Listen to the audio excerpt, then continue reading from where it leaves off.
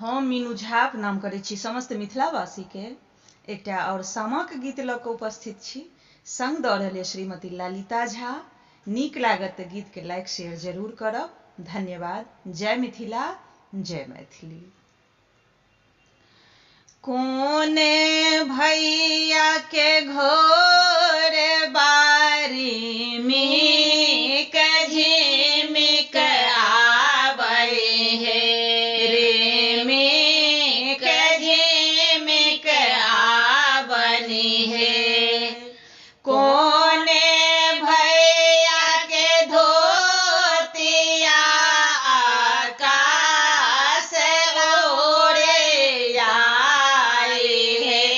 बरसात में सुखाई है।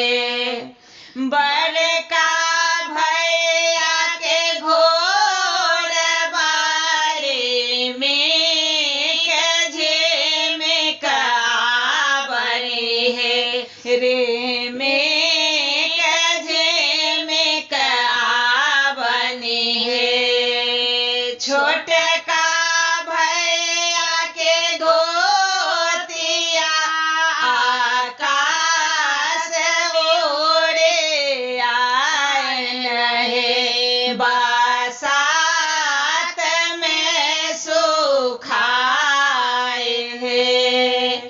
कोने बहिनों के डाल बाचो मोख दियरा जरन है।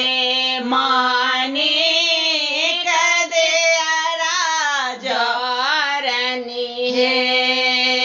कोने भौजो के कोखिया रतन अवतारल हे। रतन अवतारल हे। बड़के बहिनों के डाल बाचो मुख दियरा जरन हे। मानिक दियरा जरन हे।